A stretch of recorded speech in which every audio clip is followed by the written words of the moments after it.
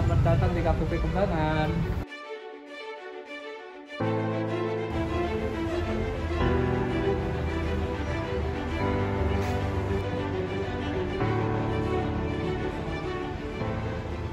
Direktorat Jenderal Pajak, selaku institusi yang berperan penting dalam penerimaan negara, terus berupaya untuk melakukan perbaikan-perbaikan guna mengikuti perkembangan zaman. Itulah yang melatar belakangi adanya reformasi perpajakan. Reformasi perpajakan terdiri dari 5 pilar reformasi, yaitu organisasi, sumber daya manusia, teknologi informasi dan basis data, proses bisnis, dan peraturan perundangan.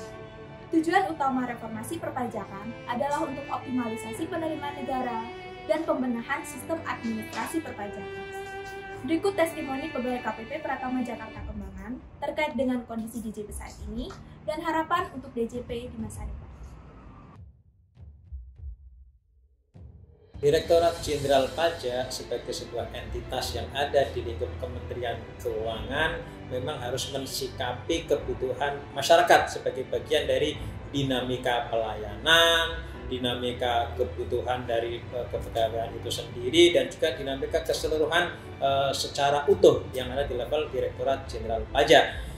Terusus di struktur organisasi itu juga terjadi penyesuaian, ya, apakah penyesuaiannya nanti sejalan dengan kepentingan masyarakat, penyesuaiannya sejalan dengan kebutuhan organisasi, dalam hal ini para kepegawaiannya, kemudian juga regulasi yang ada, kemudian juga teknologi informasi yang dibangun, proses bisnis yang dirancang, maka struktur organisasi itu harus fleksibel. Struktur organisasi harus mampu menyesuaikan diri. Saya selaku change champion dari KPP Pratama Jakarta Kembangan harus bisa mensikapi ini dan menjadi support, mendukung penuh terjadinya perubahan dan penyesuaian atas struktur organisasi di lingkungan Direktorat Jenderal Pajak. Sukses selalu untuk DJP dan kami bangga menjadi bagian. Benjamin Franklin once said, "Change is the only constant in life. One's ability to adapt to those changes will determine your success in life." Sumber daya manusia yang berkualitas merupakan salah satu pilar penting untuk mencapai tujuan organisasi. Pada era borderless dan digital seperti sekarang ini, SDM pada Direktorat Jenderal Pajak dituntut untuk selalu meningkatkan kinerja dan kompetensi serta mampu beradaptasi terhadap perubahan.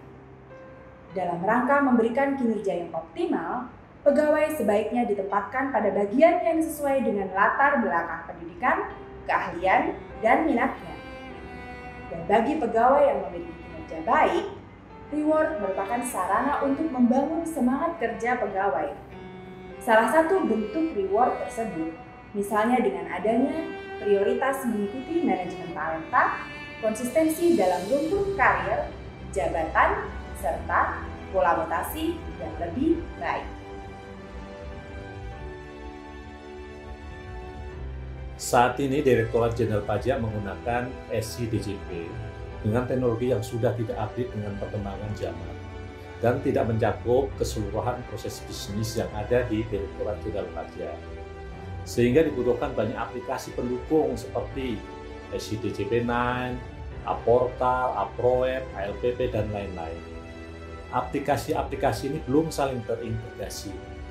Kedepannya, saya berharap Kortek dapat menyatukan seluruh aplikasi pendukung proses bisnis DJP, sehingga diperoleh data yang lebih akurat dan andal untuk menunjang pekerjaan pegawai Direktorat Jenderal Pajak. Beberapa layanan kepada wajib pajak seperti pendaftaran NPWP, permohonan e-Fin, permohonan sertifikat elektronik, permohonan SKF, serta validasi yang memiliki NPWP dapat dilakukan secara online melalui email dan aplikasi DJP Online. Namun, layanan lain seperti perubahan data, permohonan NE, permohonan PBK, serta permohonan PKP masih harus dilakukan secara manual dengan datang ke kantor pajak. Harapan saya ke depannya semua layanan dan penyelesaian permohonan wajib pajak dapat dilakukan secara online menggunakan teknologi yang user-friendly dengan proses bisnis yang lebih mudah dan sederhana sehingga pelayanan yang diberikan dapat maksimal dan permohonan wajib pajak dapat lebih cepat terselesaikan.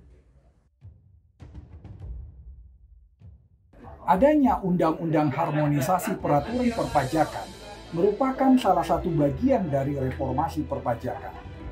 Melalui Undang-Undang HPP, keberpihakan kepada masyarakat menengah ke bawah dilaksanakan dengan tetap memperluas basis perpajakan untuk menunjang penerimaan negara. Undang-Undang HPP memperbaiki tarif progresif PPh-OP. Penghasilan kena pajak orang pribadi yang dikenai tarif 5% berubah dari 50 juta menjadi 60 juta. Di sisi lain, Undang-Undang HPP menambah lapisan tarif PPh-OP tertinggi, yaitu 35% untuk penghasilan kena pajak di atas 5 miliar. Selain itu, Undang-Undang HPP mengatur wajib pajak orang pribadi UMKM yang memiliki peredaran bruto sampai dengan 500 juta setahun tidak perlu membayar pajak. Saya berharap sosialisasi akan Undang-Undang HPP dapat dilakukan sejak dini, sehingga semakin banyak masyarakat yang dapat memanfaatkan insentif yang ada. Di sisi lain, target penerimaan negara dapat tercapai. Reform DJP siap, mantap, saatnya mengukir prestasi. 086 Maju, 086 Melaju 100% Bisa, yes!